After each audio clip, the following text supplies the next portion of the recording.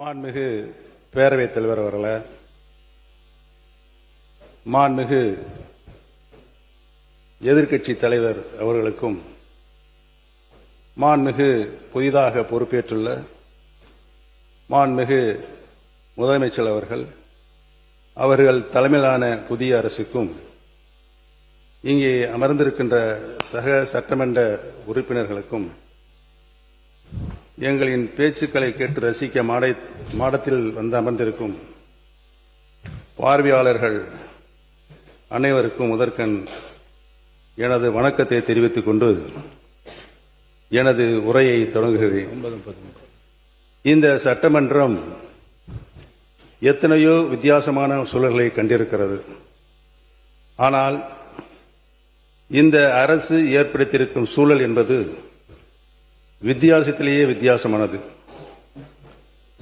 செய்வதை மட்டும்தான் சொல்வோம் என்று ஆணித்தரமாக அள்ளித்தளித்த வாக்குறுதிகளை தாங்களும் மறந்து மக்களும் மறந்திருப்பார்கள் என்றெண்ணி தனது முதல் நிதிநிலை அறிக்கையும் வேளாண் நிதிநிலை அறிக்கையும் தாக்கல் செய்துள்ளது இந்த அரசு. அதிலும் பெயர் மாற்ற பட்டியல் போல் வெளியான இந்த நிதிநிலை அறிக்கை தேர்தலின் போது சொன்ன கஜானா காலி என்ற பிரச்சாரத்தை கேள்விக்குறியாக்கிவிட்டது. இதை பார்த்து ஆச்சரியக்குறிகள் கூட விக்கித்து நிற்கின்ற சூழ்நிலை இன்றைக்கு ஏற்பட்டிருக்கிறது. இந்த அரசு ஆட்சி பொறுப்பேற்ற பின் அரங்கேறிய காட்சிகளை நான் திரும்பி பார்க்கிறேன். மாண்புமிகு முதலமைச்சர் அவர்கள் துறை ரீதியான ஆய்வுகளை மேற்கொண்டார்கள். பட்ஜெட்டுக்கு முன்னதாக மீண்டும் ஆய்வு செய்தார்கள். மாண்புமிகு அமைச்சரவை கூட்டம் நடந்தது. அதில் இந்த தேர்தல் அறிக்கையில் சொல்லப்பட்ட வாக்குறுதிகளுக்கான செயல் திட்டம் உருவாக்கப்பட்டுள்ளது என்ற செய்தியும் வெளியானது. அதற்கு வெற்றி தமிழக திட்டங்கள் என்றெல்லாம் அலங்காரமாய் பெயர் சூட்டப்பட்டு அறிக்கைகளாகவும் வெளிவந்தது. ஆனால் இப்போது தாக்கல் செய்யப்பட்டுள்ள நிதிநிலை அறிக்கையோ ஏமாற்றத்தின் வடிவமாக இருக்கிறது. திருப்புகின்ற பக்கமெல்லாம் நம்முடைய திராவிடல் மாடல் அரசின் சாதனை திட்டங்கள் தான் ஜொலித்துக் கொண்டிருக்கிறது. மக்கள் மனதில் நிலை கொண்டுள்ள எங்கள் தலைவர் முத்துவேல் கருணாநிதி ஸ்டாலின் அவர்கள் உருவாக்கிய திட்டங்களே புது உருகொண்டு நிற்கின்றன. இதில் புதிய அரசின் திட்டங்களை தேடுகிறேன் தேடிக்கொண்டே இருக்கிறேன். தேடுவது எனக்காக அல்ல, மக்களுக்காக. புதிய அரசு அமைந்திருக்கிறது. புதிய திட்டங்கள் வரும் என்று நம்பிய மக்களுக்காக. கலைஞர் மகளிர் உரிமை திட்டம் பெண்களின் வாழ்வாதாரத்திற்கும் சுயமரியாதைக்கும் துணை நின்ற திட்டம். 1000 கைகள் நீட்டி ஆதவனை மறைக்கலாம் என்று கனவு காண்பது போல அத்திட்டம் பெயர் மாற்றம் கண்டிருக்கிறது.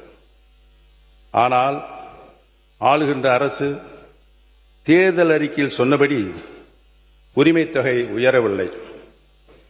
இனிப்பூட்டும் இன்பச் செய்திகள் வரும், ஆண்டுக்கு 6 கேஸ் சிலிண்டர்கள் வரும் என்று நம்பிய மகளிர் அது குறித்த அறிவிப்பு கூட வரவில்லை என்று பாவம் ஏமாந்து நிற்கிறார்கள்.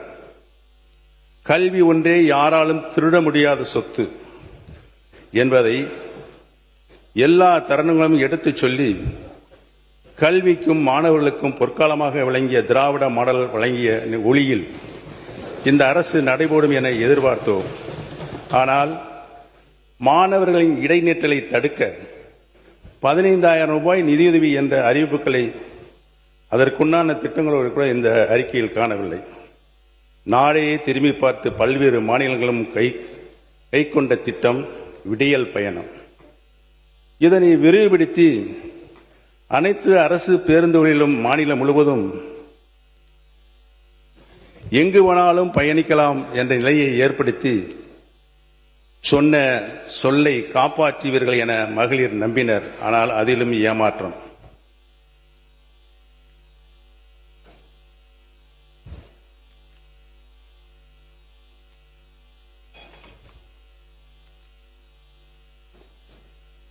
இந்த பேரவையில் நான் ஒழித்துக் கொண்டிருக்கிறேன். செய்யாமல் விட்டுவிட்டதை சுட்டிக்காட்டுகிறேன். மாண்புமிகு பேரவைத் தலைவர்களே, நல்லதும் மாற்றம்தான், கெட்டதும் மாற்றம்தான். எதிர்பார்த்து வாக்களித்த தமிழ்நாட்டு மக்களுக்கு கிடைத்துள்ளதோ பெருத்த ஏமாற்றம்தான். மொத்தத்தில் முதல் நிதிநிலை அறிக்கை. அவை முன்னவர் மாண்பு பேரவைத் தலைவர் அவர்களே, நிதியமைச்சராக இருந்து பணியாற்றியவர். ஒரு அரசு தேர்தல் நேரத்தில் அறிவிக்கின்ற திட்டங்கள் அனைத்தும் 5 ஆண்டு இறுதி வரையிலும் அதற்காக என்னென்ன திட்டங்களை நாம் நிறைவேற்ற வேண்டுமோ அதை நிறைவேற்றுவோம். நீங்கள் சொல்வதைப் போல 3 மாத காலத்தில் ஒரு சரித்திரம் படைக்க இயலாது. நீங்கள் அப்படி சரித்திரம் படைத்தால் நீங்கள் சொல்லுங்கள்.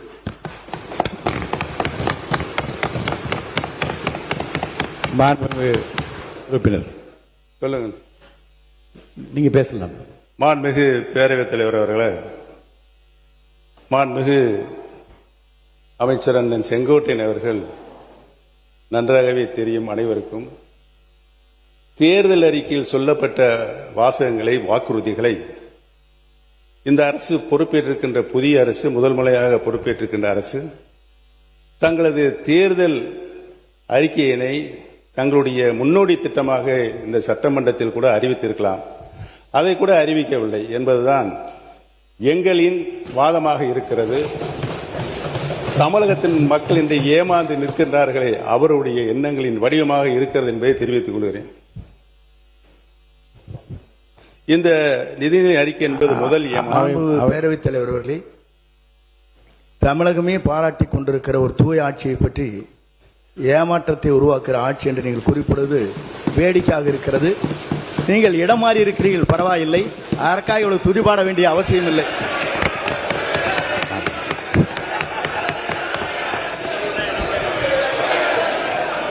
மாண்புமிகு பேரவைத் தலைவர்களே, அந்த இடத்தை அவர்தான் முதலில் மாற்றியவர் என்பதை நான் இங்கு தெரிவித்துக் கொள்ள கடமைப்பட்டிருக்கிறேன்.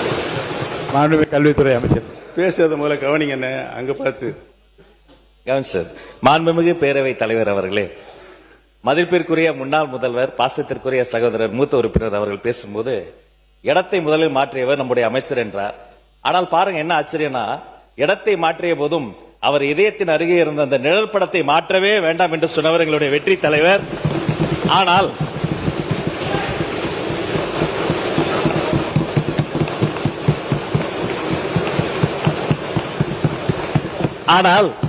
அண்ணனுடைய பாக்கெட்டை பார்க்கிற பொழுது இடமும் மாறி இருக்கிறது, இதயமும் மாறி இருக்கிறதோ என்று தோன்றுகிறது.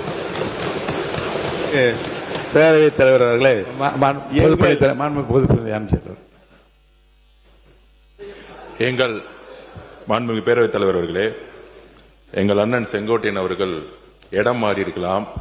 ஆனால் புரட்சித் தலைவர் அம்மா அவர்களை இன்னும் தன்னுடைய இதயத்தில், தன்னுடைய சட்டை பையில் இன்னும் வச்சிருக்காரு. ஆனால் புரட்சித் தலைவர் அம்மாவால் முதலமைச்சராக்கப்பட்டவர் இன்றைக்கு அவருடைய சட்டை பையில் யாரோட புகைப்படம் இருக்கிறது தமிழ்நாட்டு மக்களுக்கு தெரியும். அமைச்சர்களுக்கு பதில் சொல்வதற்கு நேரம் இருக்கிறது, காலம் இருக்கிறது. நான் பேசி முடித்தவுடன் நீங்கள் சொல்ல வேண்டிய கருத்தை சொன்னால் அனைவரும் ஏற்றுக்கொள்ள.